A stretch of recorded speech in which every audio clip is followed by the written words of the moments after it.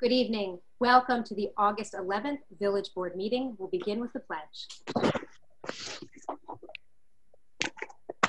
I pledge allegiance to the flag of the United States of America. Is everybody on? Because I'm not hearing anybody. Okay, I'm going to start again.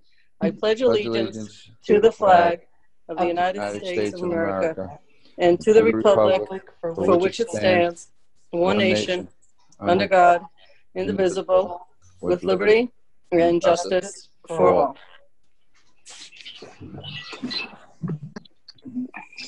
Thank you for that, Rika. Do we want to start with the roll call and then we'll go into our board announcements? Okay. Trustee Ritchie? Present. Trustee Lopez? Deputy Mayor Levine? Present. And Trustee Casada? He's not here to be with us yet. Mayor Garrity? Present. Okay, great. All right, thank you very much. Before I open it up to comments from everyone, I just want to begin with a few remarks about Reverend Henry Dewars. Last Thursday was the 80th anniversary of the naming of Dewars Circle in his honor. And we've had quite a bit of attention on Reverend Dewars recently because that intersection got some infrastructure upgrades is really what prompted it. But it was also an opportunity to introduce the community to our new appointment of Joyce Chirac-Cole to be our village historian. And we are very excited. Joyce has been doing additional research about Reverend Dewars following the presentation that she gave last month. And she's putting together a short documentary film. And it is anticipated to premiere this Friday on the Village YouTube channel and on social media networks, outlets coming to your home and phone. I'm very excited to see the film. Joyce has been doing a lot of interesting research, and during her research, she discovered the language in the original resolution that was passed 80 years ago last week by the Board of Trustees at the time. And so when Deputy Mayor Levin makes some of her remarks, she may want to comment on her recent visit to Star Bethlehem Church, where she presented a proclamation, and I presented a proclamation with that same language to the great-granddaughter of Reverend Dewars, also on Thursday, which was Reverend Dewars Day. And in the proclamation, we acknowledged all of the recent happenings and acknowledgements and upgrades to the intersection, but also we were able to include all of the original language from the resolution from 80 years ago. So thanks very much to our historian for finding that, that historic document, and we're really pleased to be able to bring it to light again and celebrate this founding father of our community. It's a really special opportunity. He was also the reason that he was honored with the proclamation at Star Bethlehem Church is because one of his accomplishments in our community is to be the founder of Star Bethlehem Church. And so with that, I'll have a few more things to comment on, but I'd like to hear from the trustees on the board before I do. So Trustee Levin, since I was talking about you and Reverend Dewars, do you want to tell us about your visit to Star? Sure. Thank you, Mayor. Good evening, everybody. Sorry we missed everybody last week. But needless to say, we were all thrown for a loop with a major storm. Many of us, myself included, without electricity. I keep trying to find silver linings every month that new events are occurring. So my silver lining for this one is I got to use all these candles I've literally forgotten about. You know, flashlights. I barely remember to, every year I remind myself to have to put batteries in them, and everybody in my family laughs about it, but not this year. Nobody was laughing. So, and I really do appreciate the staff, all of the amazing hard work. I mean, thousands of people are out. I guess, I don't know, last I looked, there were still 20,000 people in Westchester, but I know that I have the wrong number. I'll let the village manager correct me, or the mayor. I know it's just so few at this point. The village also was out of internet, and that I thought was actually the worst part of the whole thing. So not having the ability to communicate in this day and age, you know, is like when you're already isolated due to a pandemic. That was a real challenge. I think people fared relatively well through that, so we appreciate. So this week you'll all see us twice, today, and I know the mayor will remind everybody, but we're on again tomorrow Part two. So that, I think that'll be great. Yes, I was at Star of Bethlehem with the Reverend Sean Jones, and I think we were all socially distant with a few of the members there. I think like 4 or 5, basically. And it was a lot of fun. I don't always use that word, but it was a lot of fun because I love history. This is a shout out to my 8th grade teacher, Mrs. Sesso, who is still alive, for the great educator that she was about American history. And really wonderful because thanks, as the mayor said, we were able to use the original verbiage from, I think we did this, if I have this right, literally on the 80th, on the anniversary, which is sort of cool. That's really sort of fun. So I want to talk about that, and I do want to again thank the staff, etc. I do want to, and it doesn't have to be done now, but if the village manager could sort of educate us and the public as far as who people call for different things. I got a lot of calls, a tree's down, I think it's my neighbor's, but they say it's mine. Con Ed won't move it, it's on the wires, it belongs to the village. I don't know from an emergency state, a state of emergency, which I think a storm actually falls under, Karen. You know, if there's a protocol somewhere. Now, nobody can go on the internet to look for information. Problem number 1. Problem number 2, you all didn't have a way. So if you learned anything from this as far as how to communicate with the public that you might educate us, I would, both as a person who lives here as a resident and as an elected official, would appreciate. And if there's a protocol, like do we call one person first and then we call the police and then we call DPW? Like, I don't know the protocols. So if you have something like that, I think people would find that really helpful personally. Mayor, if I could take a minute at the end of everybody, I want to talk about the 19th Amendment and where we're at with women's vote. But to do that, I have to find what I wrote. And I forgot to print it out. Sorry. Yes, Maddie, I forgot to print it out. I'm gonna go back. She's laughing at me. If I could just take a minute at the end before you speak, Mayor, so I can look for it, I'd really appreciate that. Thanks. Yes. Karen, do you want to address that question that Rika had? Because I think that's something that we all faced with so many questions. And Chief, you may want to chime in as well.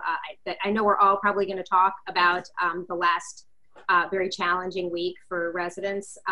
But if you could give some advice on how we should guide people.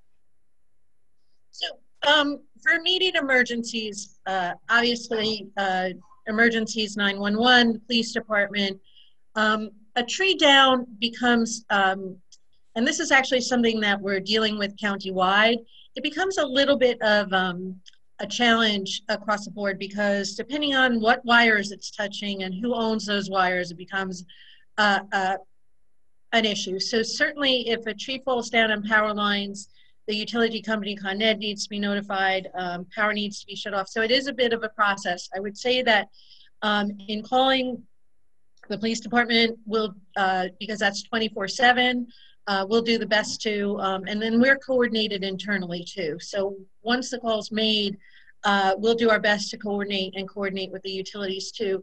One of the things that came up is there was a tremendous frustration throughout the county with elected officials and municipal officers with preparedness, responsiveness, and communication with our utility companies and their coordination amongst each other. So that's something I believe countywide we're committed to addressing with the utility companies, because I don't think that we're necessarily going to see less.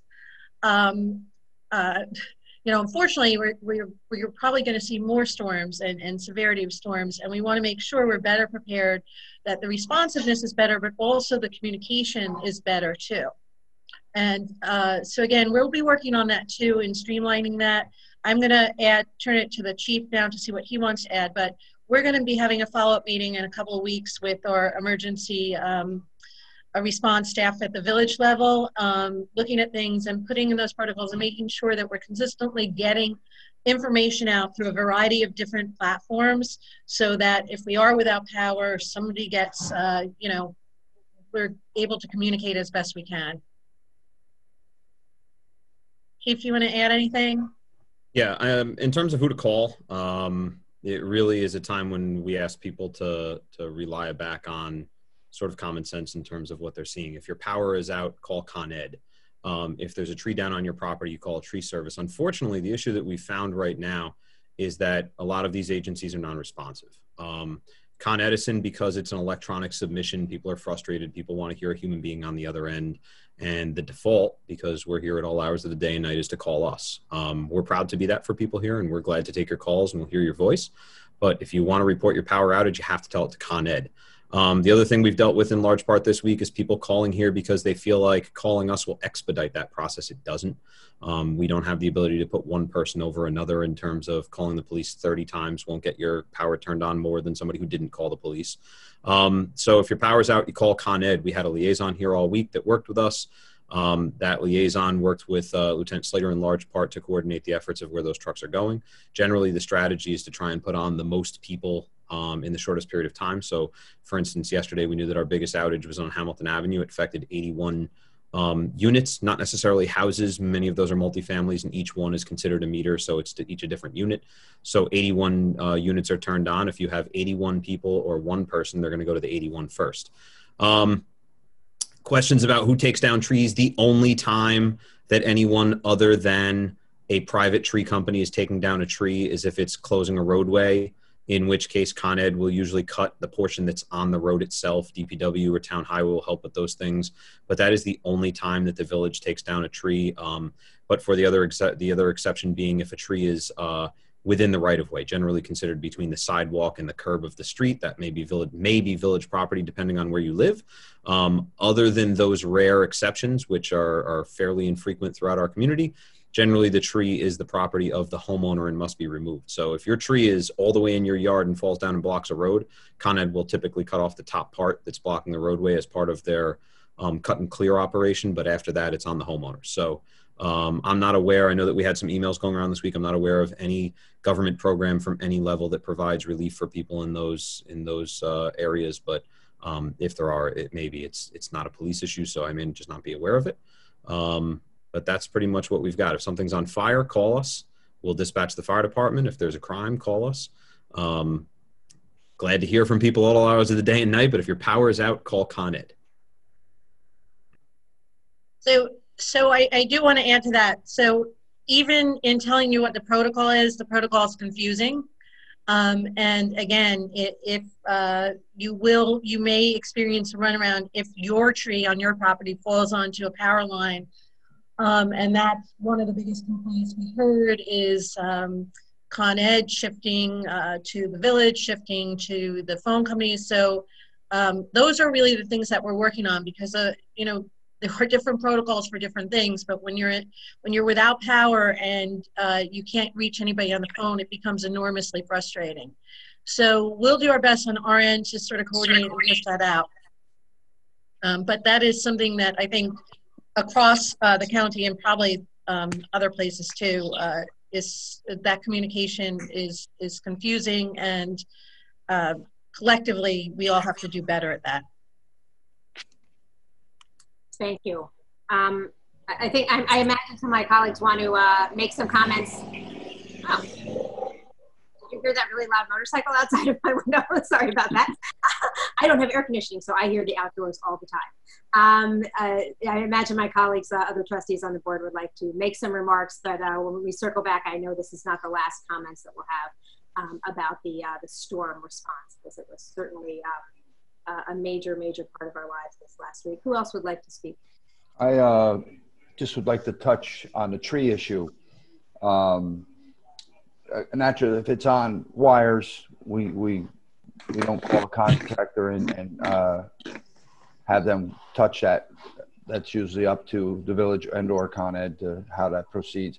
But if there's a tree in your property and it's not touching wires, it's on your house, you have every right to cut that tree up or cut it down. You can get a permit for that, but there's no fee for the permit because it's an emergency. Correct me if I'm speaking wrong, Madam Manager, because we had this discussion. They waived the fee for the permit. They just want you to fill out a permit, and then you can cut that tree up to whatever you want to do with it. Correct. Okay. That's it. I'll come back on announcements, or if you want me to keep going, I'll keep going. It's announcement time. Go ahead, Bob. Okay. Well, this was going to be done last Wednesday. The chief of the fire department sent me, and I think I sent it around to all the trustees and the mayor, that we received a letter from Carolyn Curvin, who lives on Hawks Avenue, commending the fire department for an incident that was out in front of her house. It was nice. We don't get them that often, and that's not why we do it, but it's nice to just, somebody wrote us a nice letter. And then on the other note, the chief had sent me, he tried to send it, but I guess internet was down, and then I forwarded it to everybody. But the fire department responded to 22 alarms between the hours of, my phone shut off, between the hours of 11:50 and 18:30. So that was 22 calls. A lot of them were multiple calls at the same time. No injuries to report, and everybody was safe, and we did a good job. So that's all the announcements I have. Thank you. Thanks, Bob. Who else would like to share something today? I'll go before Omar. I don't feel last, I guess. No, I really I want to thank everyone for all the hard work that was put up the last week. Obviously, it hasn't been easy at the beginning of the year with everything that we're going through. I want to thank Kevin, our police chief, for all the live feedback that he was doing in the middle of the roads, surrounded by wires, and pretty much keep that community informed on what was going on, and keep different updates to obviously our DPW, sanitation workers, our fire department, with all the hard work that everyone did for our community. So I want to thank everyone for everything that you guys did to keep us safe, as always. So thank you so much for everything. And that's all I have to say. Omar, you go ahead, man. Manuel, muchísimas gracias, señor concejal. So I'll start by the numbers. The story of our age is coronavirus. We have, as of today, 10 active cases in Ossining, 0 in Briarcliff, 0 in the unincorporated town. And my hope is that the numbers continue tracking in that direction. One of the things that the community is talking about a lot is school reopening and how we can do it safely. The Superintendent Ray Sanchez has gotten, along with the Board of Education and many others that are working on this, I've gotten a lot of credit for being as responsive as they have, providing options for families. And so I applaud them in that, and recognize that there are no easy choices when it comes to this. My hope is that we're able to move forward in a context where the numbers continue to be as low as possible in terms of active cases in our community, because that is a good thing, but I recognize that it's a difficult time. Number two, we have reached 61% response rate in the census, which is wonderful. We have officials from the census that are going out now or pretty soon into our community to knock on doors for folks that have not responded. So if you have not responded, you can expect a friendly knock at your door with someone who will identify themselves as being a census enumerator. The police department will be on notice so that if you want to verify that this person is a census worker, you can do that. They will be wearing full PPE. And my hope is that that will be extra motivation for you to fill it out before then, because if you fill it out, they won't come visit you. So 61%, and let's continue the march toward 100. The Comprehensive Plan Steering Committee is going to be meeting in person for the first time since the pandemic started this Saturday to take a walk in the waterfront. If you've been following the Comprehensive Plan Steering Committee and its work, we've been going through chapter by chapter in our monthly meetings, and one of the recent chapters was the waterfront.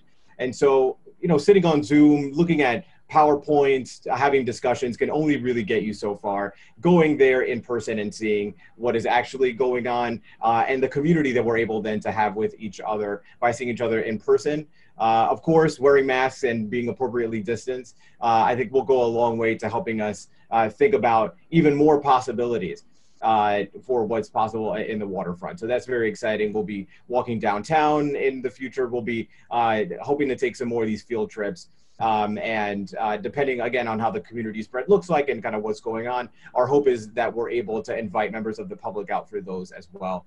In addition to the standard ways of doing public outreach, we're doing digital right now with the ideas wall and the survey, but then we're also hoping to have at least one in-person opportunity for people to come together and give their thoughts and opinions about the future of our village. This is the plan for the next 10 years, the vision for what is possible. Just to give you a sense of what some of the ideas are that we are discussing, one of the ideas we're discussing is on the waterfront, is there the possibility to create or build parking structure on the side of the tracks that is not near the water, then on the side of the tracks that is near the water where there's parking, take that and amplify the amount of park space that we have. Just an idea. Do you love it? Do you hate it? How do you rate it? Your idea at the Comprehensive Plan Steering Committee. Or what about internet? We've lost internet. Many people lost internet this week. It only highlighted and underscored the importance of internet. Not like you needed to know that it was important, particularly being quarantined, but being in a time, hey, we welcome children here, Mayor. The importance of internet is now clearer than ever. What if we had universal internet access here in Ossining? So for everyone to have access, that would, again, just an idea. Is it too expensive? Is it not worth it? Who knows? I don't know. But come give your ideas and reimagine what the next decade can look like. The last thing that I'll say is that we had this big storm that hit, Isaias, and it was very intense for all the reasons that folks have already mentioned. But to me, the message that came loud and clear is, once again, it is very expensive to be poor. You had a lot of bright spots in organizations, in businesses, like the Chicos, for example, that made their refrigerators open for you to be able to take your food if you've lost power, label a bag with your food, and they'll let you put it in their refrigerators. That is incredibly generous. It's also not walkable, right? You have Con Ed and others that were offering dry ice. They were able to put that in your freezer, but the locations were, again, not walkable, not close. And so if you have a vehicle and the possibility to go to do that, if you have the means for a generator, if you have the resources to be able to get through something like this, then it can create some discomfort, but generally nothing too bad. But if you're in a circumstance where you've had to throw away all of the food that you have because you lost power for days on end, getting that food back is not going to be an easy feat necessarily. And we're not in a place where we have oodles of resources that are out in the community. We have our individuals and organizations that have been doing their best to support the community, and I applaud their efforts. I also recognize that the need is only increasing now that we have the enhanced unemployment that has expired. Who knows when it will come back and to what extent for folks that have been using that. We know that student loans are going to be once again starting up again. There was a pause in interest in those and in payments as well. Money for small businesses, all these kinds of things. So our community is really, really in pain, really in need. And if you are someone that has the resources to be able to help, there are myriad ways to be able to help. Follow the Village's Facebook page and you can find a list of ways to help. But what I would say is if you are in a position to help, please do, because the need is great. And if you are in a position of need, know that there are people in the village and in organizations and individuals here that are wanting to help. So I recognize that it's expensive to be poor, but keep on pushing. Thank you, Trustee Lopez. Trustee Levin, were you able to find your... Yes. Sorry about that. Worth the wait. Okay, I just wanted to, this is August of 2020. One of the amazing things that it is known for is that this year, we have discussed this before, marks the 100th anniversary of the 19th Amendment to the Constitution. This is the celebration of the effort for women's social and civil rights began long before the first Women's Rights Convention. here in our very own New York in Seneca Falls in 1848, but it is actually in August, with Tennessee becoming the 36th state on August 18th, a few days from now, 1920, that the U.S. Secretary of State adopted the 19th Amendment as part of the U.S. Constitution, August 26, 1920. So it's this month that is super important about the right of women to vote. Clearly, it almost goes without saying, but I'm going to say it anyway, that even though laws are passed, amendments are ratified, etc., people of color, Asian, indigenous, Latin women, and you could fill in some more identity-based groups, were excluded from it because they fall under another group, which is that there's so many racist laws in place that only really started being broken down in the 1920s and the 1940s, and then finally in the 1965 with the passage of Voting Rights Act. That's actually quite a long time between one event and the other.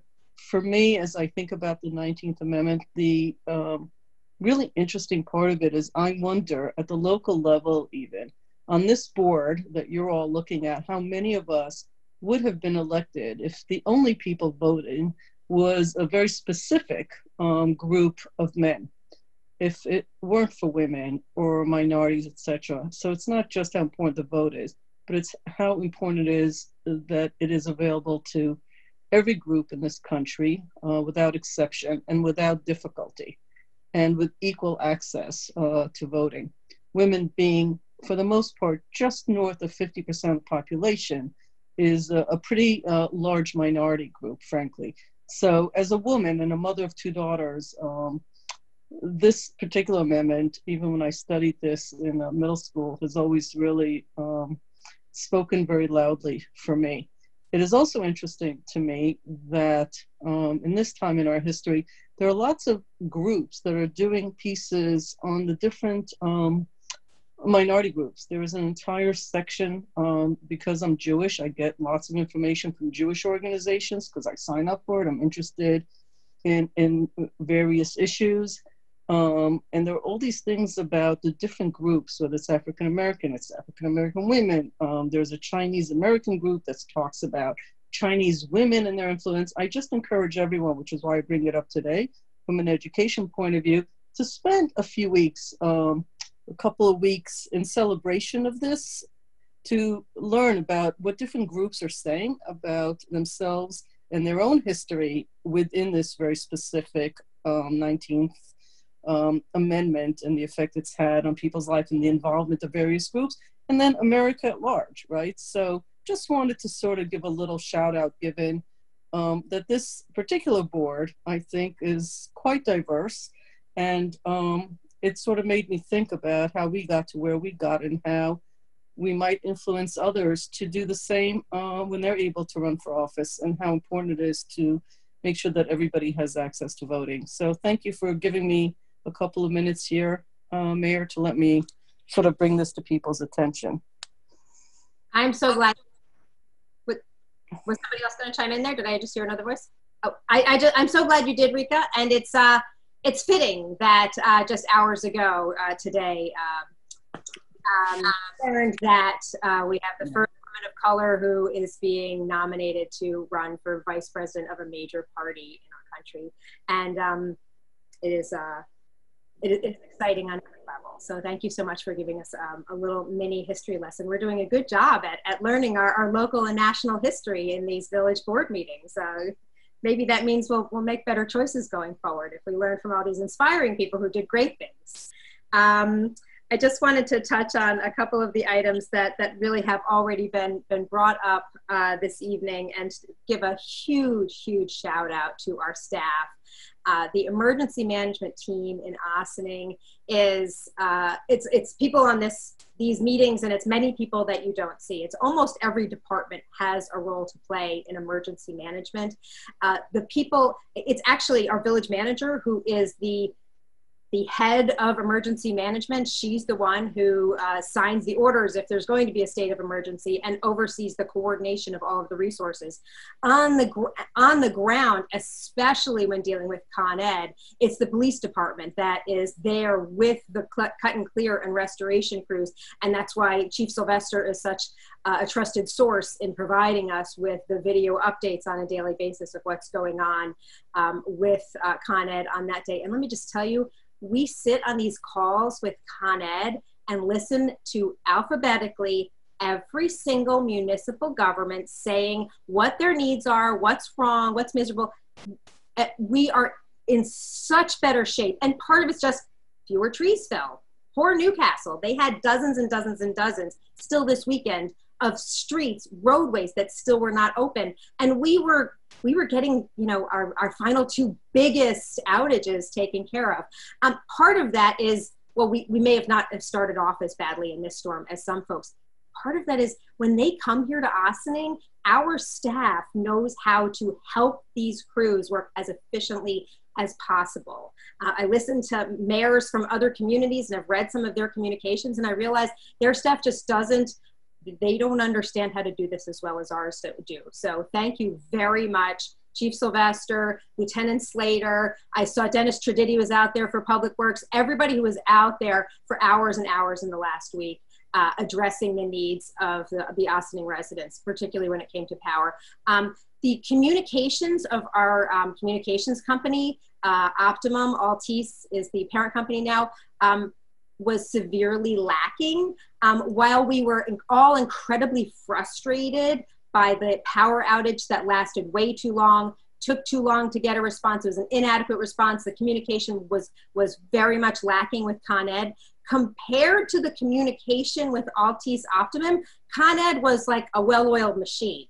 At least they have a structure for communicating with municipal governments. It's frustrating. It feels inefficient when it's happening until you see how much worse it could be. There's a call with Con Ed every day with all of the municipal governments attending at the same time every day from before the storm hits, the day of the storm, and then until it's still happening now until everything is all resolved. Yesterday was the first call with Altice Optimum attending, right? There was one that was sort of attempted a few days earlier. I don't know if they were really participating. It was not well executed, like it was, communication was really a misnomer for what this company was overseeing when it comes to today's call. It was really, really a mess. And so what the good news is that the magnitude of the failure in response has attracted a lot of attention. And we need to capitalize on that attention right now while people are still annoying all of their elected officials at the, not just local, but county and state level. Because as everybody gets their power back on, they kind of forget how miserable and angry they were. And then the next storm hits and we're miserable and angry and frustrated again. So I'm really, really pleased to see today's call with Optimum was really pushed for by some of our state representatives in the region, making sure that Optimum, that Altice is hearing directly from the elected officials and understanding what we need to be able to report to our residents. If you haven't yet seen some of the posts we've been putting out with communications from Altice Optimum, if you want to apply for a credit, I don't think that that's going to really satisfy a lot of people. I think a credit is a pretty tiny amount of money, but I will just say that it was enlightening for many of us, and there are many communities that don't even have an alternative to Optimum in Westchester County. There is no FiOS in a lot of the county. So they're being held accountable in a way that they have not been in the past. And I'm very, very cautiously optimistic that when the next storm hits, we'll be in better shape for at least being able to communicate and have a higher standard of expectation of what the communication companies need to be providing to us, and the absolute need for them to be at the table with the Office of Emergency Management at the county level and communicating directly with those of us in local government so that we can communicate with our constituents. So I'm modestly optimistic, mostly just because so many people were so incredibly angry at every level of government. On the state level, when it comes to the utilities with Con Ed being just one of the many power companies, but one of the power companies that had the most people out in the region, the governor has called for an investigation from the Department of Public Service, which is what the agency that allows Con Ed to be our utility company. So that's really where the power rests for being able to demand a higher standard of response and accountability to Con Ed, is really at the state level. And so it's very fortunate that our state representatives and our governor are really paying attention now, and now it's up to us to make sure they follow through on that. So thank you to everyone who was really patient and appreciative and understands that the folks on the ground are working really hard. And now it's up to the folks who may not have been in the bucket trucks and are on the conference calls to actually follow through with getting some accountability going forward. And as I said, I'm modestly optimistic that next time it might be better. And then the only other thing I wanted to mention to folks is when we talk about all of these resources that we need for responding to major storms like this, are just another example of why we need to have an accurate census count. I'm so excited that we broke the 60%, 61% threshold. We still have a ways to go. Imagine if we're only getting 60% of the available resources out there to respond to storms or to respond to any emergency. It's incredibly important that people respond to the census. And I will just, I know I've said this before, but people don't watch every meeting. 20 years ago, right now, I was a census enumerator knocking on doors in Queens, New York, which is where I lived at the time. It's actually a really fun, interesting job. So I'm sure some of you will be happy to be able to meet your enumerators when they come and knock on the door. I would prefer that nobody in Ossining have an enumerator come and knock on their door, because they've already responded online by phone or by mail. So go ahead and do that. We've shared the link a gazillion times, and I'll gladly share it again. Please respond to the census. Ask your neighbors, ask your friends, ask the other parents that you're talking to on Ossining Moms about if you're going to send your kids back to school or not. Whatever you're doing, make sure you've responded to the census, please. All right, Madam Manager.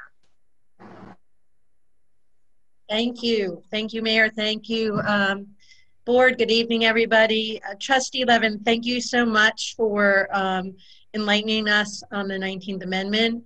I do want to say I believe the figure for women represent about, I think it's 53% of the world's population. So not only are we a large minority, we're actually the majority. So just a little note there.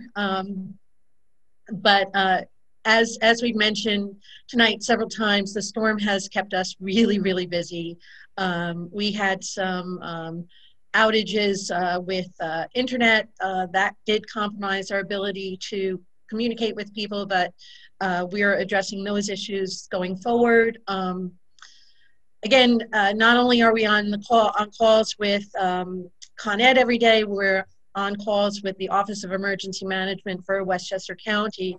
And I just looked at the numbers. We're 1,300 outages in Westchester County right now, and I believe 13 in the village of Ossining, unless that's changed since the chief and I last spoke. So 13, with one of them being Roosevelt School, and it looks like 5 of those are actually in Briarcliff, but somehow they fall on the map as ours. So okay. So again, it seemed like a long road to progress, particularly for those, and I was included in that too, who were out for multiple days. You know, Con Ed does have you can submit for reimbursement for spoiled food if you were out for more than 48 hours. The information's online. Also, as Assistant Village Manager Maddie Zahaj keeps reminding us, download the Con Ed outage app. If you download this with your information, when there's an outage, you can just text really quickly. It has all your information already in. It makes it much, much easier, and you don't have to go online to a website that's not working because it's too many people are using it, or wait endlessly on a phone call. So we'll remind people, again, we're gonna put together sort of best practices for preparedness, and that will be one of them. But download that app before you forget. When you're filling up, recharging your batteries and your flashlights and buying your candles, make sure that that's part of your emergency kit as well. A very important thing. And I really do want to, we do have a very, very good team here in Ossining, and I really have to commend Lieutenant Danny Slater, also known as the Power Slayer. He did a remarkable job and has been doing it for quite some time, coordinating efforts and making sure that our municipal services are important. You know, we had issues at the water treatment plant, that those were taken care of, that really it was a well-oiled machine. And when we were on calls listening to other communities, it was reassuring to know that we had so many people in our community who are so well versed and so experienced at what they do and do it so exceptionally well. So I know it was frustrating for a lot of people. It was, you know, there were still things, obviously, always room for improvement. Communications overall at the municipal level, at our local level, as well as countywide. We are going to stick with this because it's really, really important. We can't have communications companies that don't communicate. We can't have lack of coordination between communications and power companies. It won't work going forward. So we're all dependent on these resources. We're not only dependent for conveniences, we're dependent because that's what it takes to run our communities, make sure that that we are safe and secure, that we have potable water, and a whole number of other things. So we will keep on that, and we're anxious to see what happens at the state level as well. I do want to say that some of you may have seen on Facebook, we sustained significant damages on the Sing Sing Kill walkway, which is kind of heartbreaking because that's such a lovely place to walk when it's really, really hot out. The park staff had cleared the tree today. We had a big tree fall over and really took out about 30 feet of railing on either side of the Kilbrook walkway. We're going to have the tree cleared, and then we'll have the fence restored as soon as possible. We also saw a lot of damage at Crawbucky, and we're working on that as well. You know, those were some unfortunate things. And what was so unfortunate about the Sing Sing Kill, we made it through the storm. The tree fell the day after the storm. So again, we just doing the best we can there to make sure that we restore it as quickly as possible. And with regard to recreation overall, in addition to working on the parks, keeping them clean during times of COVID, we put on more staff. We put extra emphasis on maintaining the parks at this time. But we've also been doing youth programs successfully. So at a much smaller scale than we usually do, we're running summer programs for youth, but knock wood, they're going very, very well. We're following the regulations that camps use to maintain hygiene protocols and social distancing. And our youth leadership program, we've launched our youth leadership program, and that's underway. And we'll be looking at doing a second round of that in October with the funding that we're getting, the $25,000 a year that we're getting through the grant through Open Door. We're excited about that, and that obviously will pave the way and lay the foundation for our youth bureau. And when we open our public hearings, we'll be able to have a public hearing on the youth bureau and start the dialogue on what that looks like and what it can do for Ossining. Karen? Yes? A question so the public gets some information about this. For the second phase of the leadership program, how are we going to communicate more widely about it so that we're assured that everybody that should hears about it?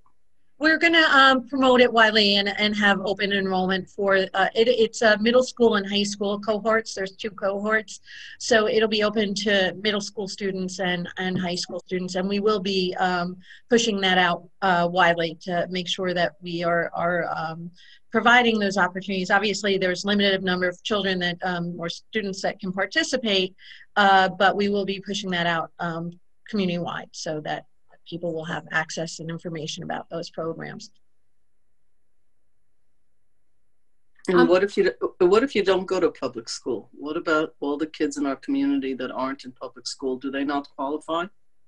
No, it's open to youth. So let me double check that, but I don't think it should matter. I think matters your age, not Okay. which school you go to. I don't That's think like that the only it's criteria, specific. right? Is the age. Yeah. That's okay. Exactly.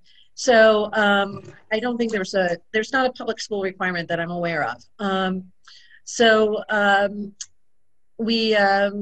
those are programs, hopefully, with the Youth Bureau. The Youth Bureau, again, the importance of that is it allows us a mechanism to get funding for programs like that, and to also get fundings and work with other groups that work with youth in our community more comprehensively. So we're looking forward to that, and we've gotten a really good response from the youth that are involved right now.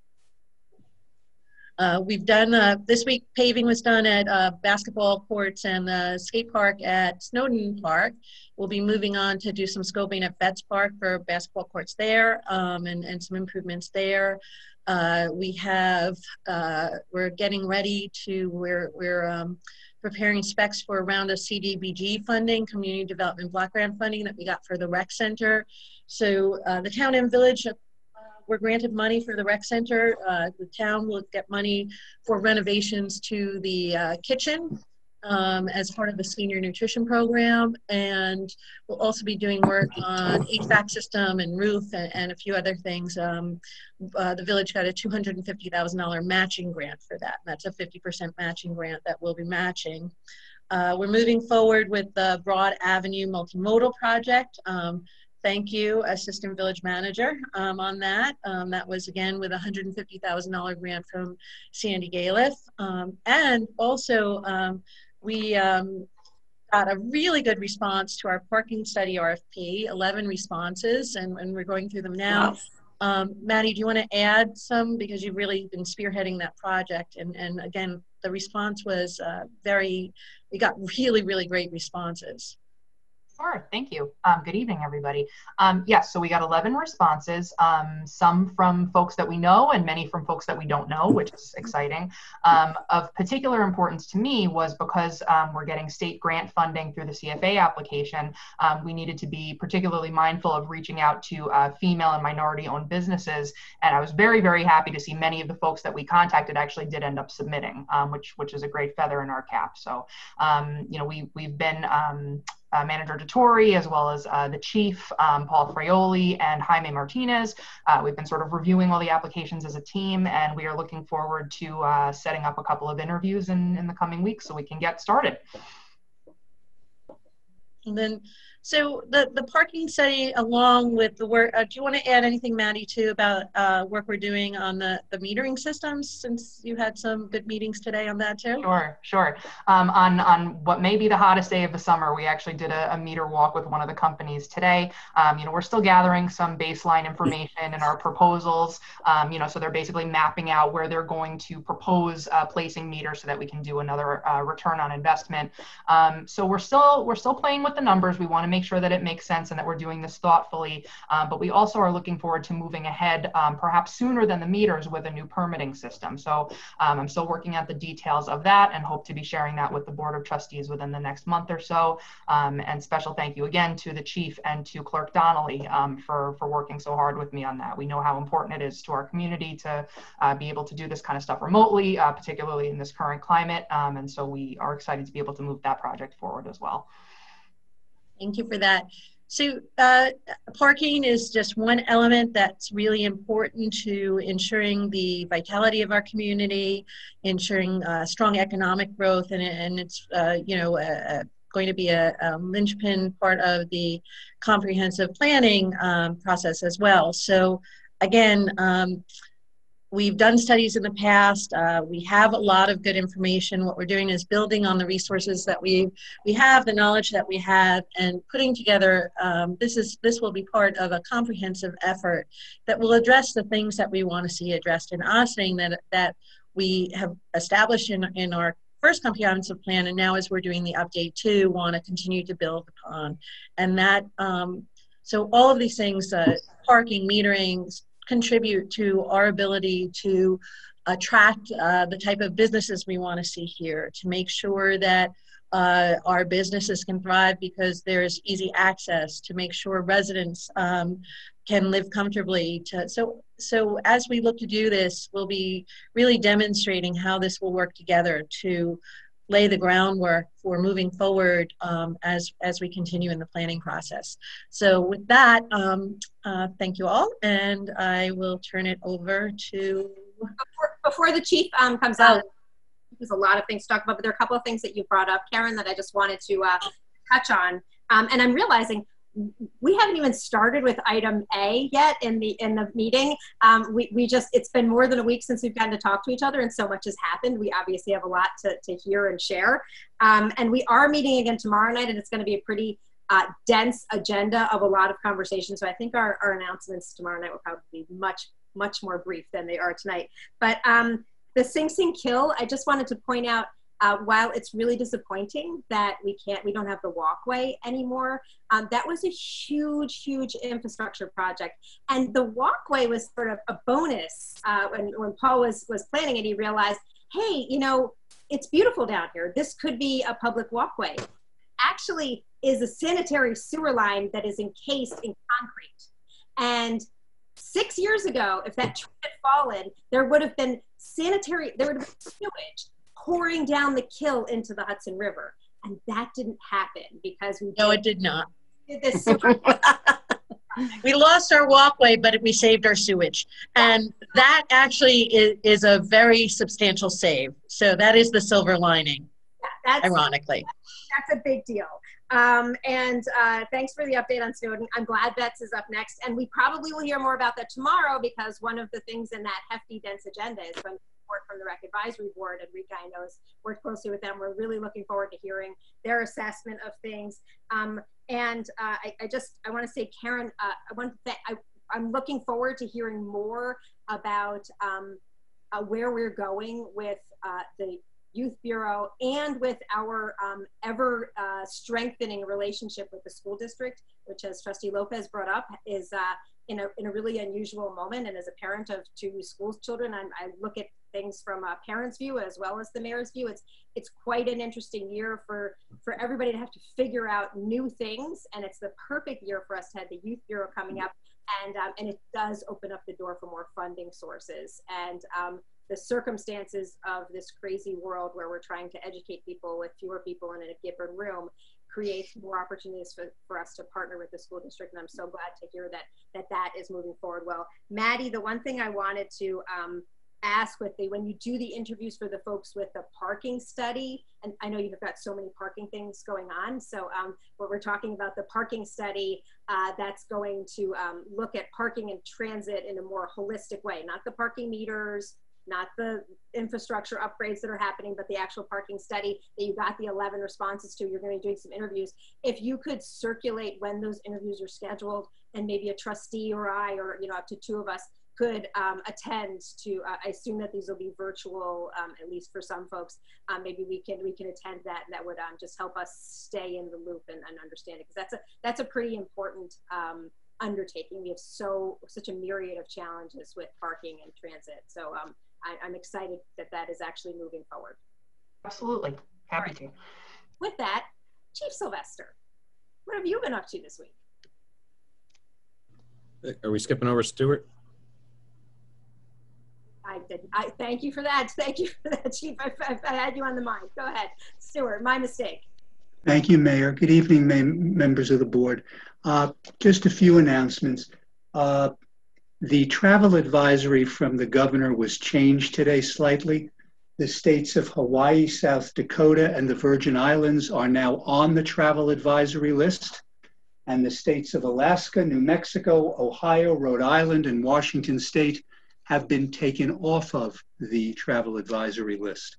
So, so the folks who come into the village buildings, we're constantly changing the questions so that people know where they can and cannot come from. On tonight's agenda, there are a number of matters under new business. There are 3 tax certiorari resolutions with regard to actually 4 properties, but they involve 3 settlements. And There are also two resolutions which involve equipment of the fire department. One is to declare the 1999 Seagrave engine as is, and then to allow the village manager to sign a sale authorization agreement with Signal 5 fire apparatus for the purpose of disposing of both the 1999 and the 1992 E1, which the board previously in 2018 declared as surplus to be sold as is. So those are both on this evening, and I am advised that there are active buyers for both of those, and so we're hopeful of moving those forward. Otherwise, we continue to follow for executive orders from the governor. He's now taken to not only doing 202 point a number, it's now 202.55.1.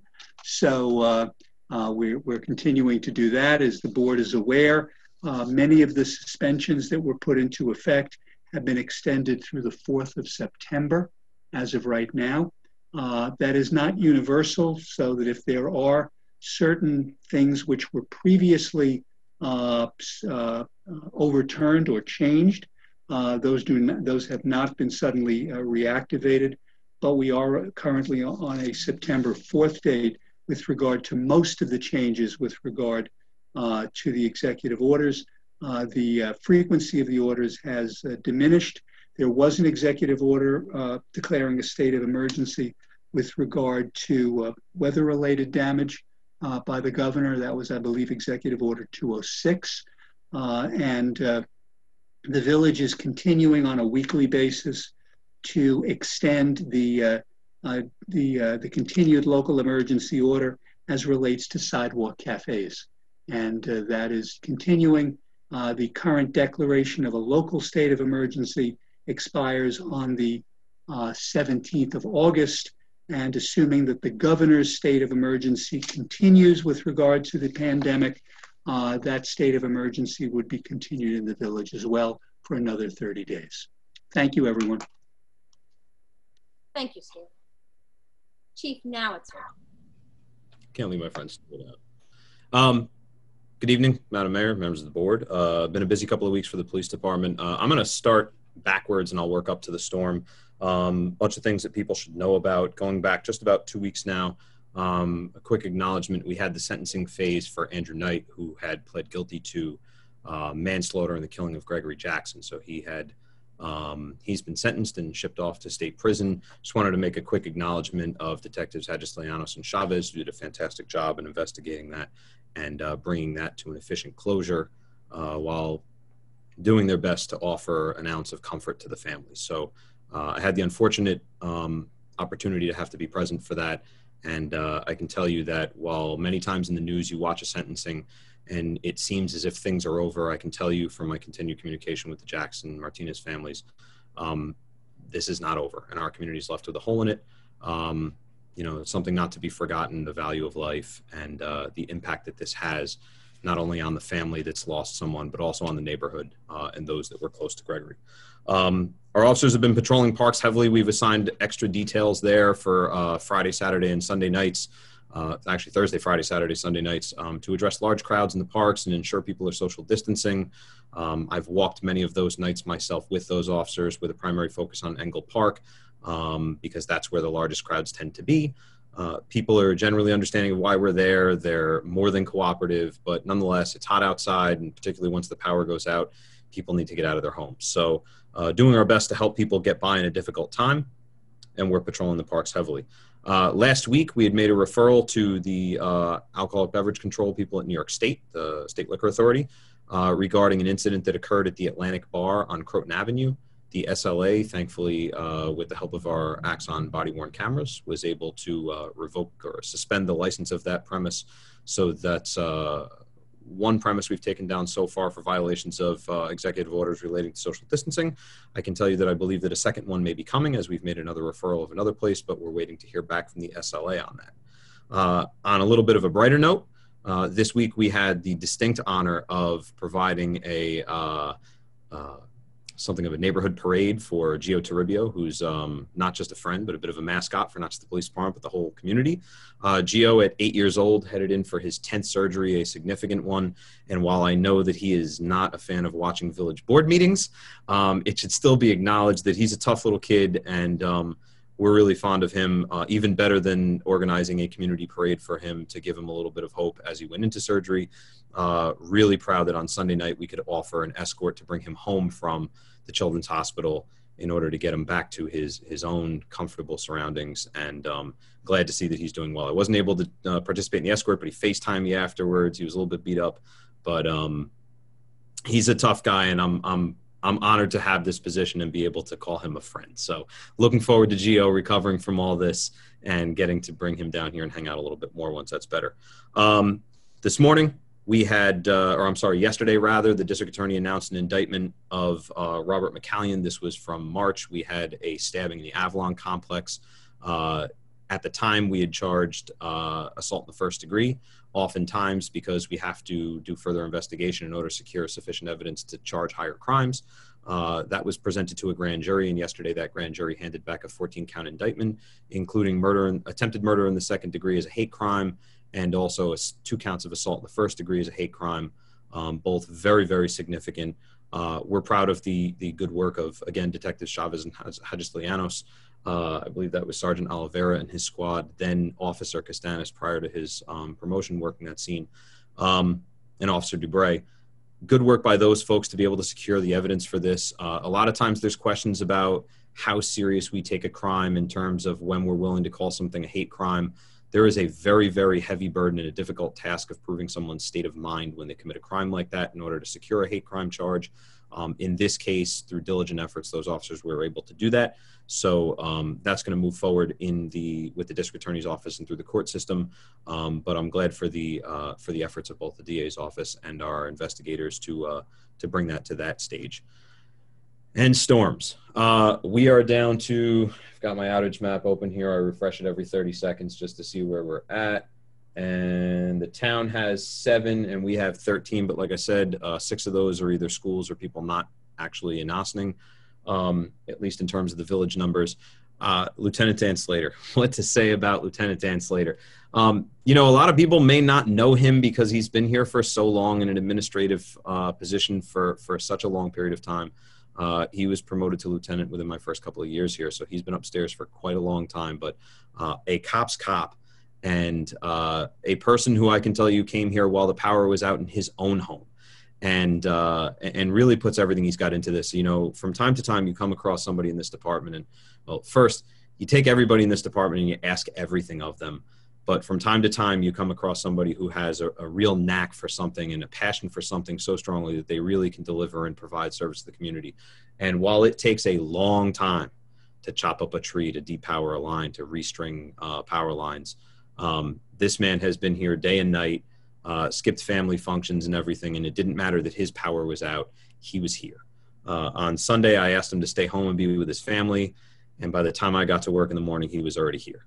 So not the only one. I'll tell you, 56 people or 57 people on our roster, and I heard more than once our 2 newest officers, after being sent home after working 16 hours, which is our max, whispering to their coworkers, call me if you need me.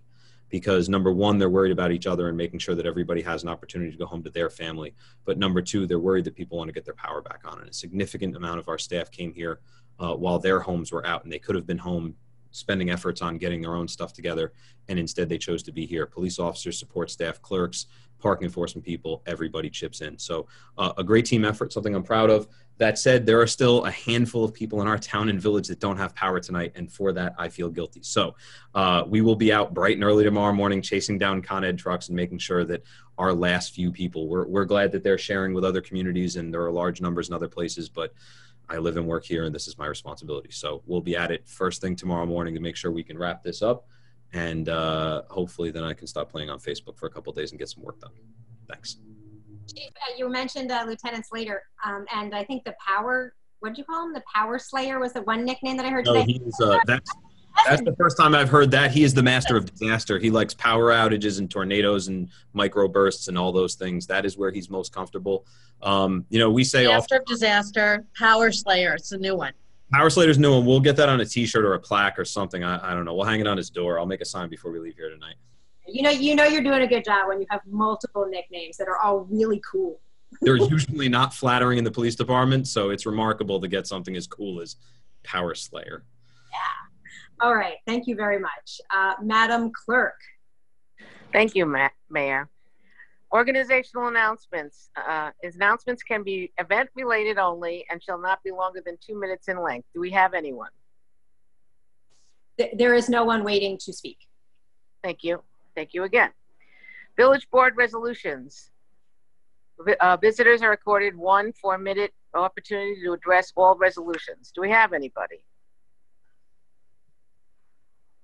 Not seeing no one. There's no one waiting to comment, no.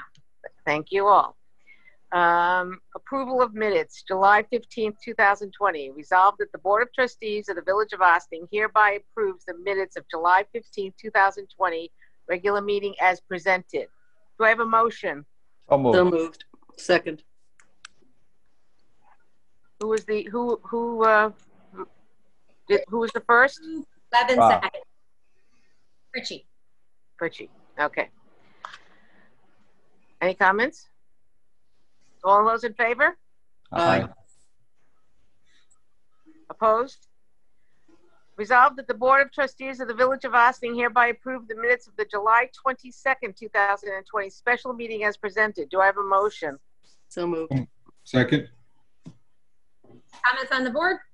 Madam Clerk. All those in favor? Aye. Aye. Resolved that the Board of Trustees of the Village of Ossining hereby approves the voucher detail report dated August 5th, 2020 in the amount of $626,665.98. Do I have a motion? So moved. Second. Comments on the board? Madam Clerk. All those in favor? Aye. Oh, sorry about that. Authorization for the village manager to sign the proposal for professional engineering design services. Resolved that the village manager is authorized to sign the proposal for Hazen and Sawyer, 498 7th Avenue, New York, New York, 10018 for professional engineering design services to evaluate UV, AOP, ultraviolet advanced oxidation process design options and impacts on the Indian Brook water treatment plant design. And be it further resolved that the terms of the proposal are detailed in the July 20th, 2020 letter from Hazen and Sawyer. Do I have a motion? So moved. Second. Before we vote on this, I did want to comment, anybody else is welcome as well. It was at our July 22nd meeting that Andy and Paul came and spoke to us about this. And just to remind folks, this is a study for us to help us understand how to optimize the system that's being put in place, which is a specific piece of the overall design for the water treatment facility. And you'll recall we had some real challenges with odor and taste in the water that we hadn't ever seen before. And we were able to address that with powder activated charcoal in the short term. But because we're building the plant now, we're trying to figure out how can we, in a very thoughtful way, include in the plan our ability to address concerns like this going forward. And the timing worked out pretty well because this was a circumstance we've never seen before with these high levels of MIB, which didn't create a danger for us, but it was really unpleasant and certainly something we want to prevent and address proactively going forward. And because we were in the stages of designing the water treatment facility, we can be prepared to be able to address this or situations like this going forward. So thank you very much to Andy and Paul for working with the plant designers to help make sure that we design the best plant possible going forward. Does anybody else want to comment on it before we vote? All right, Madam Clerk. All those in favor? Aye. Opposed? Continuing business of the board. Is there any continuing business of the board? No, I do not believe so. Okay, new business of the board. A, topic, contracts for RFP, review schedule. Village Manager, and Stuart and Corporation Counsel. You're muted, Karen. We had sent out a memo. Maddie had sent out a memo about our schedule. We had discussed reviewing professional service contracts more regularly. And we put together a 3-year schedule that would have us reviewing in year 1, which would be for this year, Labor Counsel, General and Auto third-party administrator, our insurance broker, and Workers' Comp third-party administrator. Year 2 would be our professional service for ACA compliance, special counsel for litigation, PESH, which is OSHA for municipal workers, trainer and audit manager, and engineering services. And year 3, stop loss coverage, land use counsel, medical third-party administrator, fiscal audit. Our current contract is now through fiscal year 2021. So that was our recommendation, and I want to know, we'd like to know if, Stuart, I don't know if you have anything else you want to add, Maddie, and if the board has any questions. Nothing from me, Karen. I'll answer any questions if the board has. I just want to sort of bring the public up to speed on this, because we've discussed it internally, but this is I think the first time we've discussed it publicly. And Stuart, I guess it was 2 years ago, really brought to us our attention the importance that NICOM is really placing on municipal governments going out to RFP, even for professional services, and just from a business perspective and an efficiency perspective, when you're talking about the taxpayer dollars, making sure that we're getting the best deal and the best services possible. This is an approach to best practices. So anybody who tunes into our first meeting of the year, our reorganizational meeting, a lot of that meeting is these sort of perfunctory resolutions saying, we're going to appoint special counsel, blah, blah, blah, for whatever, whether it's labor or litigation, or, that's an example of where a lot of these come into play. And we have really great relationships with a lot of these firms and agencies and consultants. And it's very likely that we may end up with a lot of the same agencies that we've been working with. And we certainly hope that everyone we've been working with enjoys working with us enough that when the RFP goes out, that they will be one of the folks who proposes to serve the village. But really, from a best practice perspective, this is what we're undertaking, is when we're dealing with professional services for a relationship that is ongoing, that is either a year long or more, and it sort of rolls over for a few years. What we're doing now is probably what might have been a good idea to be doing for some time now, which is creating a schedule so that we look at all of these types of professional services relationships that we have.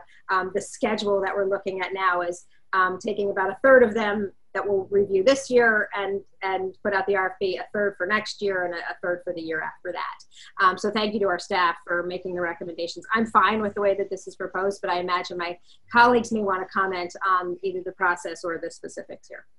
Yeah, I just want to note a timeline, because your organizational meetings, when we officially appoint them, we understand that. What is the timeline? When do they go out? When do they have to be back? And when do we make that decision? So for year 1, we've already been through some of these. So we're looking to do them so that going into budget season, which would be October, November, we'd have the RFPs out and responded to. So, and typically, I think usually you want to have a month or two. So we're in good timing to start that process now, finish it up for the remainder of RFPs that we have for this year. And so as we go into budget season, we know what we're looking at. Great. I should say many of them come up during the reorg meeting. It doesn't have to necessarily be that unless it's one of them that had a year-end date of a contract. So some of them could be up sooner. In fact, I know that some of them just organically have come up, like the general auto TPA is not on an annual contract. It actually has a date that's in the near future, and the research Yes. that one's on this list because it was already, it's on year one because it's already underway. I know it's one of those. So who else? I guess, it's Rika. I think it's a good practice. I think it's helpful because trustees come into office. Some of there's sometimes new trustees. The terms are 2 years.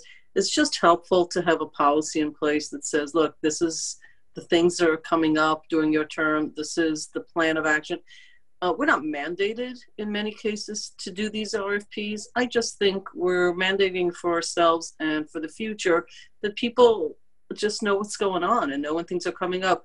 If we're not happy with the delivery of a vendor, these RFPs, the contracts will end or will not renew. They don't hold us, I think, but they do hold staff and electeds to know, okay, this is coming up next year. This is what we sort of, our checklist. I think it's terrific. I appreciate the work that went into it.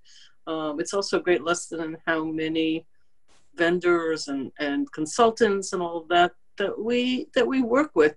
And as the mayor said, no reason to get rid of somebody when you have a great relationship and everybody's happy with them, but also no reason not to reevaluate what else is out there.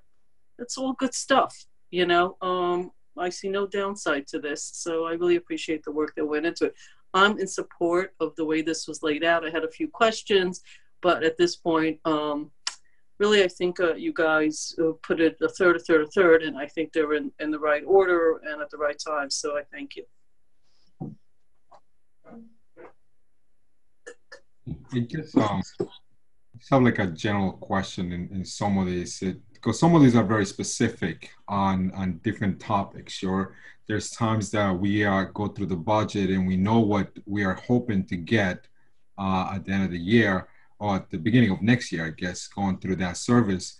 We have talked about, let's say, the community center in previous occasions where we had allocated, I could be off, about $100,000 to do some renovations and to do studies and everything like that. So that's a very specific money that we put aside.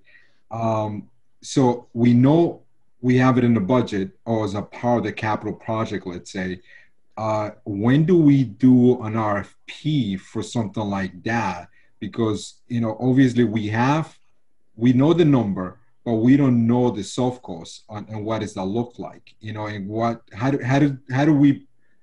how do we go about it on the next year, first quarter, let's say, where we want to accomplish that particular project or any project within the same area. It could be either architectural services or engineering services or even service services. So how do we manage that? How do we do that? Because it's a one-time project. It's not a contents, that we have an engineering services or consultant service or a lawyer that we have, provide services for us for a very period of time. This is very specific. So how do we doing for very specific period of time services, I guess? So that would really be part of the project timeline for that particular project. So as we know, some of the projects that we anticipated, we put on hold in response to the situation we're in with COVID. But some of them we went forward with, and parking would be an example of that. So, the timeline that we have for the grant, the RFP process fell into that. So those are really, those RFPs are dictated by the project timeline that's established once the board approves the project going forward. So, and I guess it would be more like a process for me to kind of, and I guess more details. It could be an offline conversation as well. Like how detailed do we want to go? Because some of this stuff we want to be involved in this, so that we, again, the logistics of this whole thing, I think would be more an interior conversation, some instances I presume that we'll have to come in front of the board on a work session to do some sort of presentation. Yeah, no, absolutely. Yeah. Okay. So that's essentially the way we've been doing it for all of our major projects and all of our one-time work. This is really specific to annual contracts for retainer services that we're using continuously throughout the year, not project focus. When we do project focus, it's really part of a larger conversation with the Board of Trustees in establishing the goals and objectives, the projects that fall under those, the departmental projects based on capital needs and other mandates, whether it's planning or comprehensive planning. Once those are established, then it really falls into the timeline that the board's established for those projects, and the RFP process becomes a part of that project management. Okay. No, that again, so we'll go from that point. But no, this is so. I guess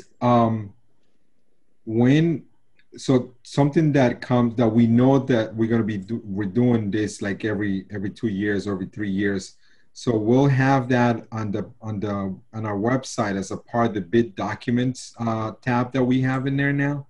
I mean, I know we've been doing that, but if we know that they're coming up, 6 months from now, so people will be able to look, information up from other, from any area, I guess they can, we'll have that ahead of time, so to speak. Correct? Yeah, so we can, Maddie, this is something where we can talk about how we want to do this. Like we can establish we can establish our bid cycle, but we still have to, draft the RFPs and when we have those drafted, and it's possible they'll go out at different points to the mayor's point at different times of the year. Our goal would be to have everything out so that by October-ish, we have everything in. Some of the RFPs, because the dates may be different in the contracts or for different needs, might happen earlier or later. So they're not all going to necessarily go out on the same date. Sure. No, I understand that. Yeah. Okay. All right. Thank you. Thanks. So do you need some sort of a formal approval, or this was just making sure that we were having a clear understanding among the 5 of us that we are supportive of this approach? We would need a resolution to establish the schedule, correct, Counsel? Well, actually, I don't think we need, this is really more, policy. I don't think you need a resolution to establish the schedule. We will ultimately want to make our procurement policy clear that we are in fact doing that. I do, however, have a resolution which was in the original draft of this agenda to authorize the village manager to issue an RFP for labor, counsel, and personnel services. So if the board is amenable to that, they could do that tonight, and we could at least start that process for that RFP. I'm not sure why. I know we updated it. I would assume that would be at your request, but obviously that was not the case. I'm sorry, you cut in and out. It sounds like that. I know we updated the agenda because I know that the original topic A is now moved to tomorrow. I didn't realize that we had also eliminated an agenda item, which was in particular moving forward issuing one of the RFPs. Yes, it was. Is that available for us, Stuart? Are we all comfortable having Stuart read that? I mean, you may have actually read it yourself, trustees, when you thought the meeting last Wednesday and you were getting ready for that meeting. I'm fine with it. All right. We got at least 3 of us who say thumbs up. Go ahead, Stuart. Why don't you read the I'm happy to. And Clerk Donnelly, I'll provide you with a copy of this in the morning. Authorizing issuing requests for proposals for special counsel for labor relations and personnel matters. Resolved that the village manager is authorized to issue a request for proposals for special counsel for labor relations and personnel matters. Do I have a motion? So move. Second. Comments on the board? Counsel. All those in favor? Aye. Aye. Opposed? Thank you very much, folks. Great. Okay. Resolution authorizing tax certiorari payments for Quimby Realty Incorporated, Westerly Road. There's 3 or 4 tax certs in here. I'm going to read the first one, and then I'll just read the essentials of the others. Actually, Clerk Donnelly, all you need to do on each one is just read the initial whereas clause, and Right. then the three resolved clauses for each one. Thank you, sir. Whereas certain tax certiorari proceedings were instituted against the town of Ossining against petitioner's property situated on Westerly Road, Ossining, New York, identified as section 97.06, block 1, lot 7, for the year 2014, 15, 16, 17, 18, and 19 assessment years, which proceedings were commenced by the Supreme Court of the State of New York, Westchester County, under index number 67457-2014, 68039-2015, 65434-2016, 67157-2017, and 66853-18, and 66947-19. And I'm sorry. And now, therefore, be it resolved that the Board of Trustees of the Village of Ossining, upon certification of the Village Treasurer, that all the aforesaid taxes have been paid, hereby authorizes and directs the Village Treasurer to make a payment in the refund of real property taxes due to Watkins and Watkins LLP, the attorneys for Quimby Realty Incorporated. And be it further resolved that the Village Treasurer is authorized to make the aforesaid payment so the village may avoid any payment of any penalties, and therefore resolve that the Village Treasurer shall make a notation in the margin of the assessment rolls of the Village of Ossining that says assessments were reduced and payments of a refund for the overpayment of the realtor properties have been made pursuant with said judgment. And the total amount for the Village of Ossining is $3,588.48. Do I have a motion? So moved. Second. I mean, this is sort of a perfunctory thing. We don't really have a lot of stuff. I meant to ask in advance, is this the oil tanks or is this Westerly? I'm guessing just by the name of the realty company, because it's Quimby and probably on Quimby Street there. Do you know? I'm not certain. Could be that big building, the store, the warehouse that Westerly owns also. Yeah, right. Okay. All right. I was just curious. It seems to be a number of lot numbers, so maybe that would be. All those in favor? Aye. Opposed? Resolution authorizing tax certiorari payment to 320 North Highland Avenue, LLC, 320 North Highland Avenue.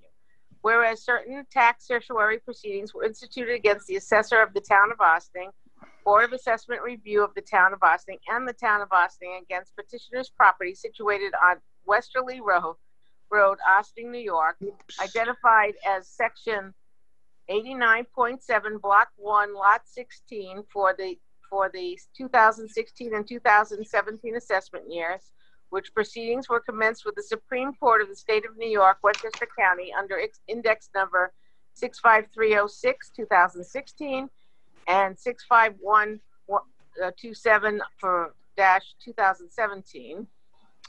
And now therefore be it resolved that the Board of Trustees of the Village of Ossining, upon certification of the Village Treasurer that all the aforesaid taxes have been paid, hereby authorizes and directs the Village Treasurer to make a payment of such a refund of property taxes due to Griffin, Coogan, Schulzer, and Hogan, PC, attorneys for the petition on 320 North Highland Avenue, LLC, and be it further resolved that the Village Treasurer is authorized to make the aforesaid payment so that the village may avoid payment of any penalties, and therefore be it resolved that the Village Treasurer shall make a notation in the margin of the assessment rolls of the Village of Ossining that said assessments were reduced and payment of a refund of the overpayment of property taxes was made pursuant with said judgment.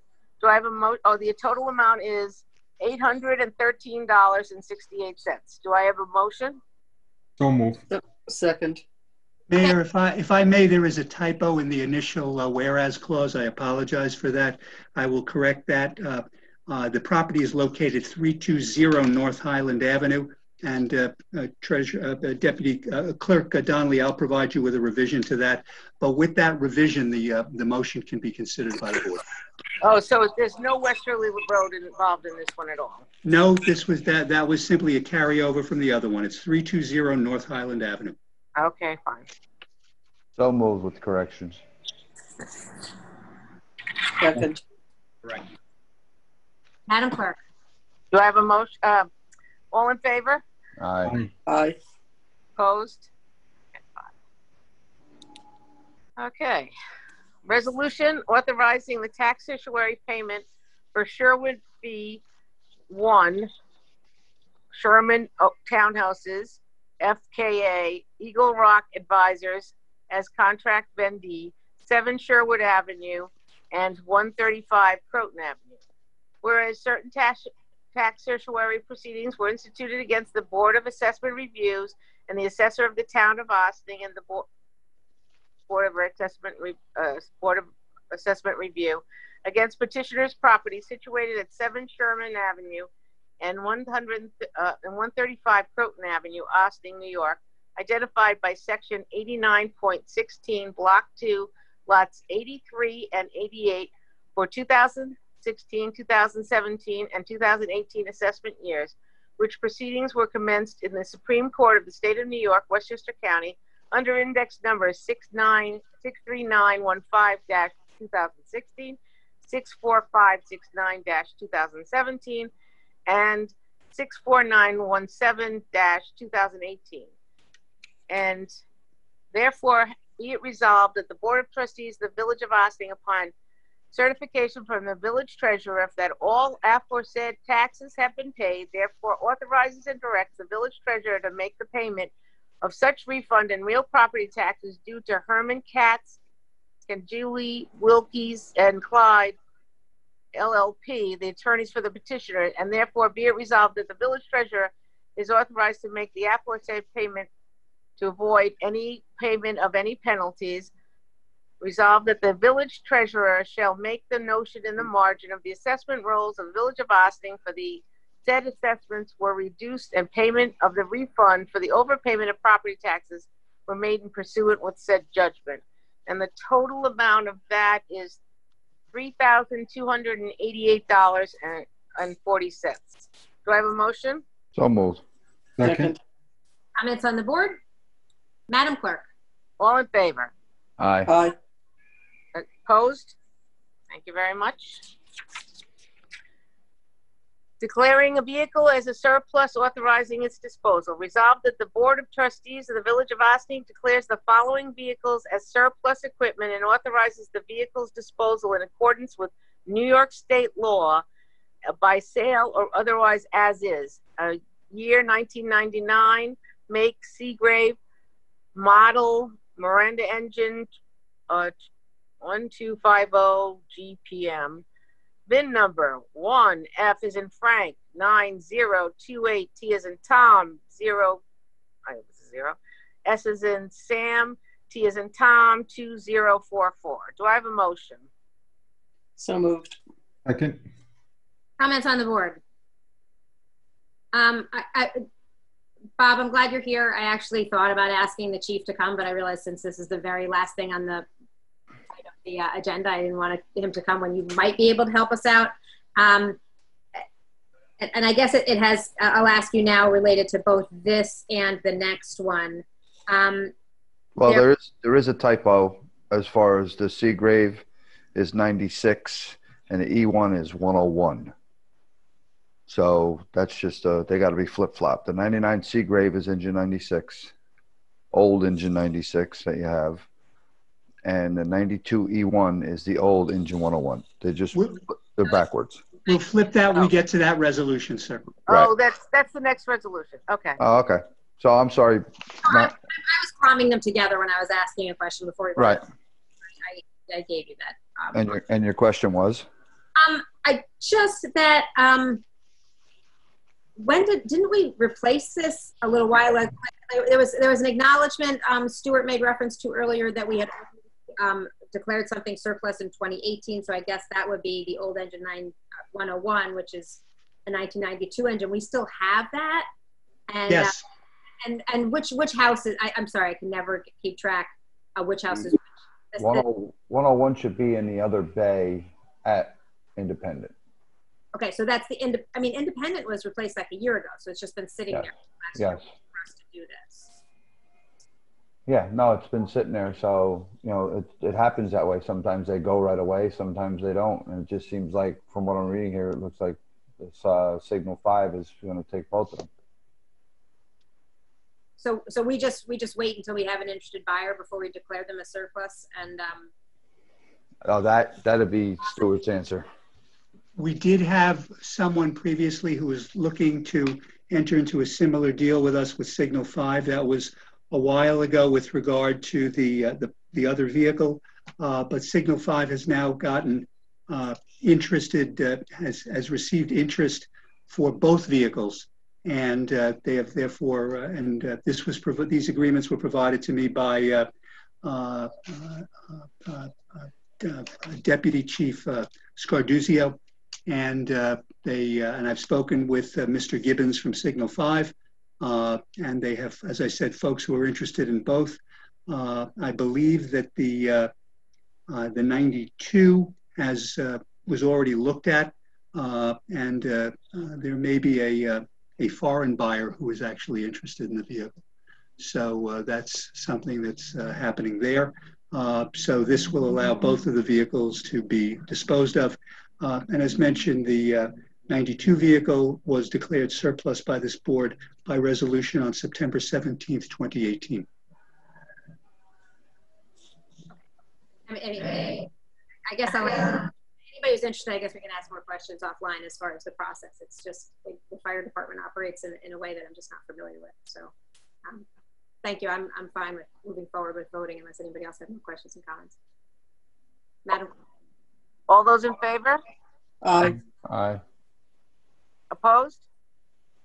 Authorizing the village manager to sign sales authorization agreement with Signal 5 Fire Apparatus. Resolved that the village manager is authorized to sign sales authorization agreements with Signal 5 Fire Apparatus in the offering of the following vehicles. 1999 Seagrave engine from old engine 96. I made the correction. Thank you. 1992 E1 old engine 101. Pursuant with the terms of the sales agreement, the sales authorized agreement. Do I have a motion? So moved. Second. We've got Independent is the 1999. No. Is that the 99 is 96, and the 92 is 101. Tell me the name of the house. What building is it? Fire company. I've only been doing this 8 years. I haven't been able to.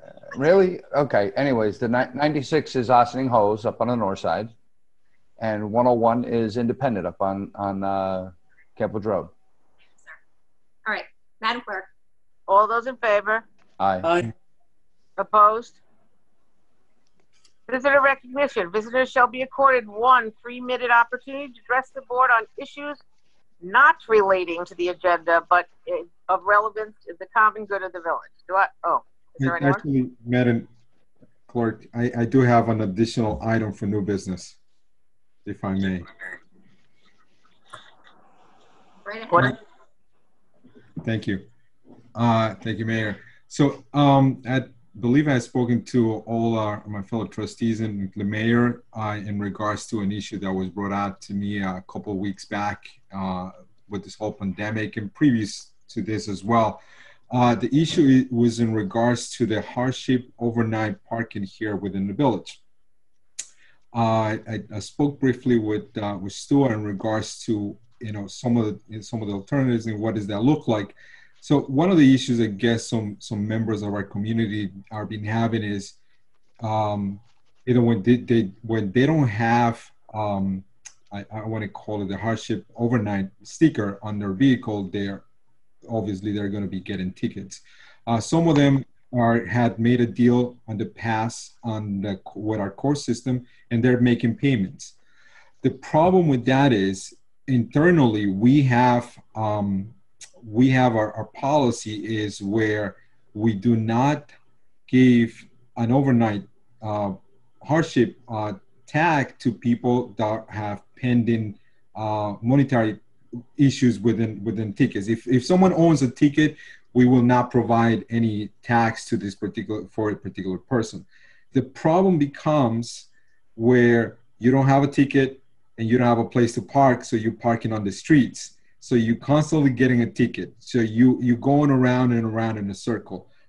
Some of the stuff that I've spoken to Stuart is how do we help the community that is being pretty much parking this whole 4 months in our streets, and some of them are being getting tickets on this, and the courts are obviously closed. They cannot go there and play guilty and try to figure out what is the best approach. So I'm going to defer this to Stuart and kind of see what alternatives will be. I was actually going to do this last week. Unfortunately, we didn't have their meeting last week, and I was hoping to get any update for our next work session. Our next work session is tomorrow. So I totally understand that there may not be enough time for staff to kind of come back to me or to us in regards to what would be the best way to approach this.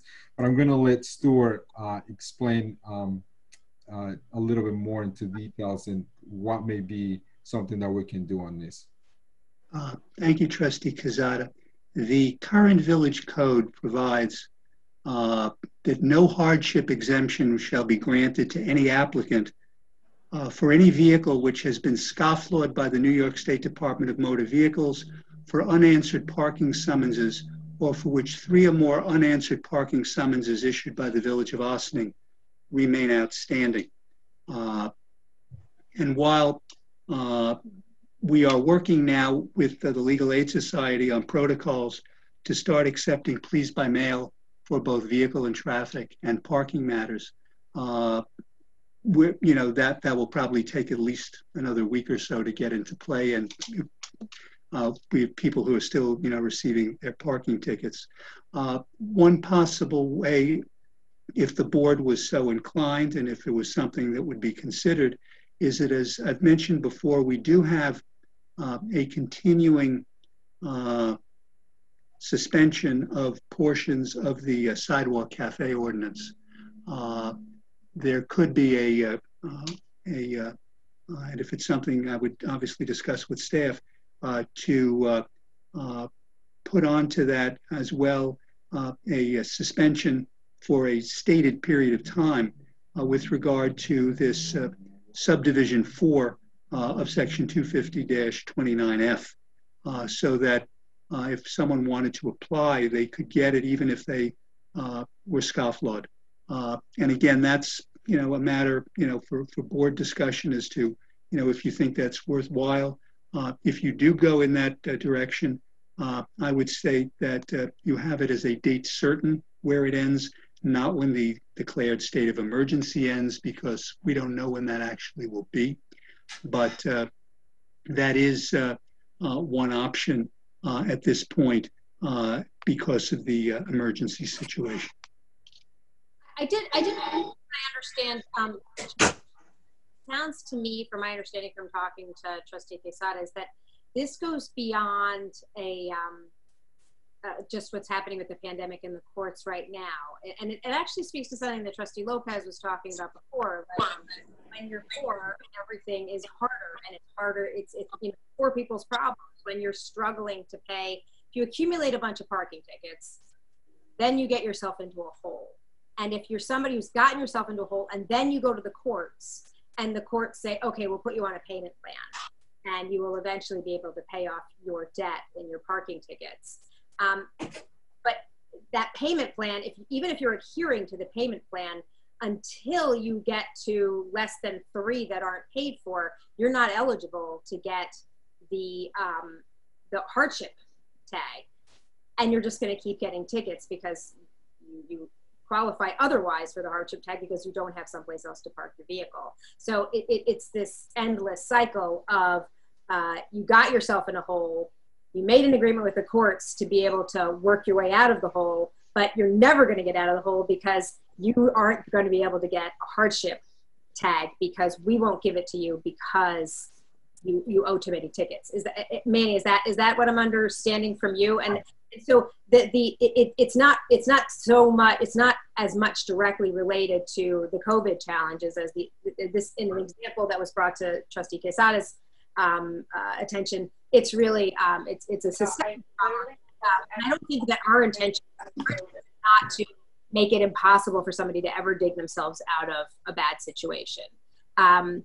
So I do understand the concept, though, of wanting to create a date certain by which we can evaluate if our approach to addressing this, to allowing people to get a hardship tag, even if they have outstanding tickets, if they have an agreement with the courts and they are upholding their agreement with the courts, which is a lot of steps. But I don't know how often it happens. If this is one person or if this is 3 people, that is doable. If it's 100 people, then that's a lot of administrative costs for us. So, Manny, do you want to clarify? No, correct. No, and you said it perfectly, Mayor.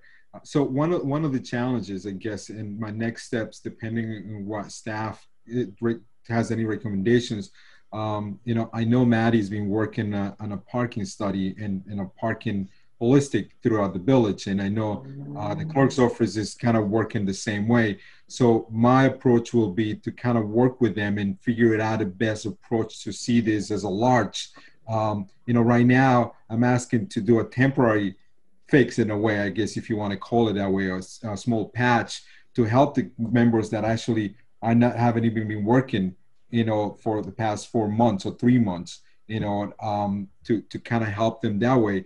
I mean, we did the same thing for the taxes, for the water bills, no penalties. We did the same thing for the train stations.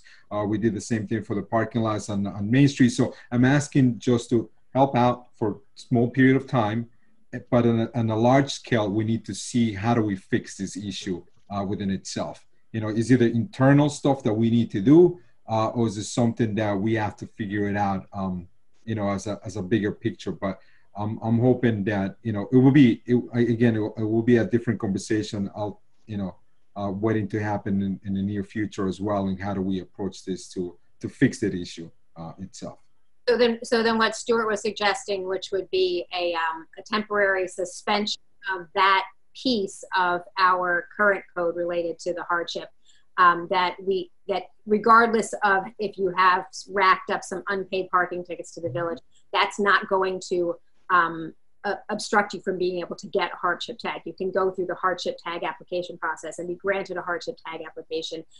So then the question would be, if we were to create a resolution that maybe next week, I guess, is going to be our next legislative session, and then we just create a whether it's December 31st, 2020, that expires, and by then you've had an opportunity to talk with staff about how we might be able to best look at it in a more ongoing way. Is that what you're asking for? Yes, please.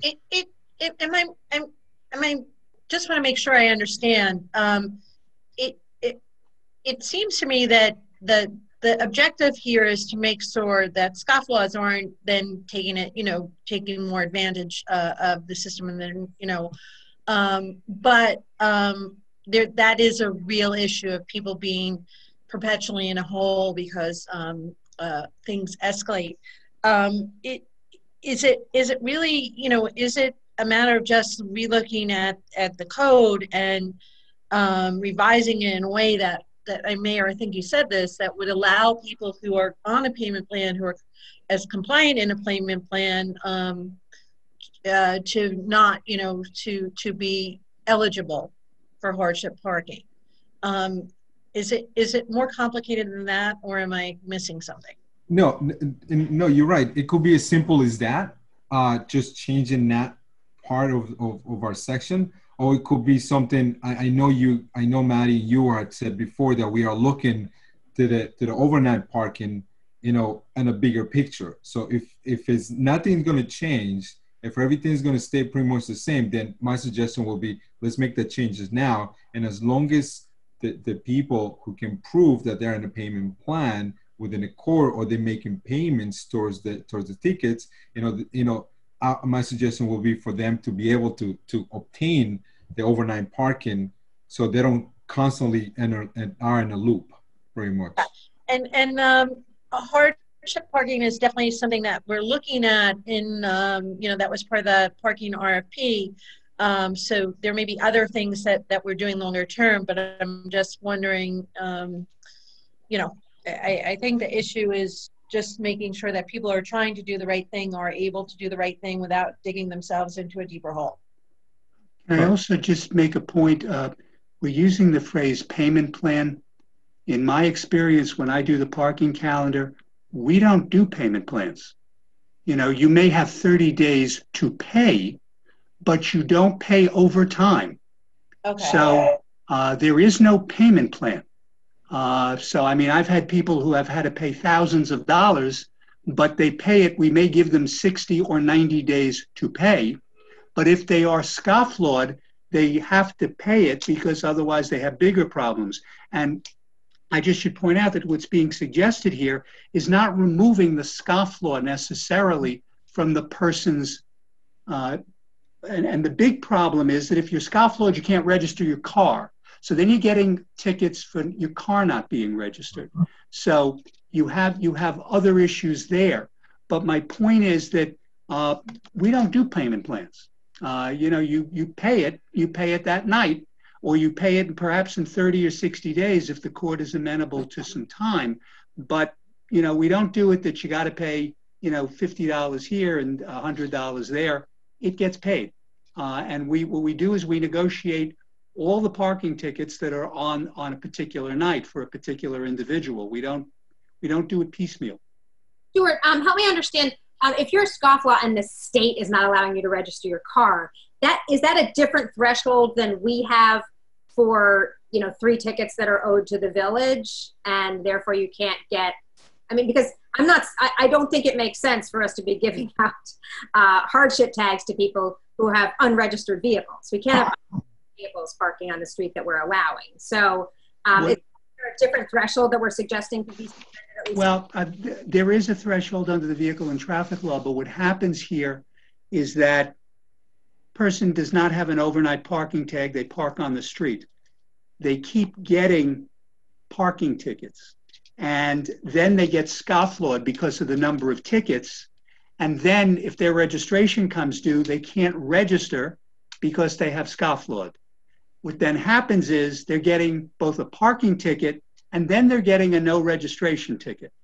And that's where the numbers start going up monumentally. But you're right, what you theoretically could have is cars that, are not registered, and what's been going on. As I said, I was there, we had someone, they paid about $12,000, $13,000 in tickets, many of which related to not being able to register your car. And frankly, if you want to get that scofflaw off, understand the only person who can take the scofflaw off is the court once the fines are paid. I, as the prosecutor, cannot take a scofflaw off. And that has to come from the court. They give a document to the driver or the owner, and it gets taken care of there. So there are standards that the state obviously has with regard to that, which is why it has here for both unanswered parking summonses which you've been scofflawed, or for which there are 3 or more unanswered parking summonses. So the way our code is written is you've either been scofflawed or you have 3 unanswered parking summonses. Either way, you would not be eligible for an overnight hardship waiver. If you've been scofflawed, though, then when your vehicle registration expires, you will no longer be able to get your vehicle re-registered. That is correct. Okay. All right. I think this is a little bit more. I think there should be a little more of an internal conversation before next week. Right? I think if I might interject a little bit here, I think we need to find out what kind of numbers these are, because I'm downstairs right now. Hardship parking is done through the clerk's office through a finance person that's stationed down there. And I think what we have to find out is we had a lot of people that right after tickets, we announced that we were going to start issuing tickets again. People got tickets. But there were people before that during the height of the coronavirus that couldn't register their cars because they had outstanding parking tickets. So it's a fine tightrope we're going to walk on this one. And I have not seen anyone rejected on getting a temporary tag, a temporary hardship tag, and then it goes to the police department and it goes to the building department. So I think we have to look at what these real numbers are. And Trustee Quesada, if you want to come in and talk to us down in the clerk's office about what's going on and maybe give us some feedback, we can give you some feedback back so you could bring it to your board. That'll be helpful. Thank you, Sue. All right. Well, Thanks, Trustee Quesada, for bringing it up, and thanks, staff, for helping us figure it out. All right, Madam Clerk, I think we're now ready to move on to visitor recognition. Oh, Stuart, you want to say something? No, I do not. Okay, all right. Visitor recognition. Visitors shall be accorded a 3-minute opportunity to address the board on issues not relating to the items on the agenda, but relevance to the common good of the village. Is there anyone out there? There is no one waiting to speak. Excellent. So do I have a motion to adjourn into executive session for matters related to personnel regarding a specific corporation? So moved. Second. All those in favor? Aye. With that, I would say thank you very much. Tomorrow, we'll be back in a Zoom room again for our work session, and it's going to be a very interesting work session. I'm really looking forward to it. We're gonna take a few hours off from each other. Have a good evening. Be well, folks. Good night.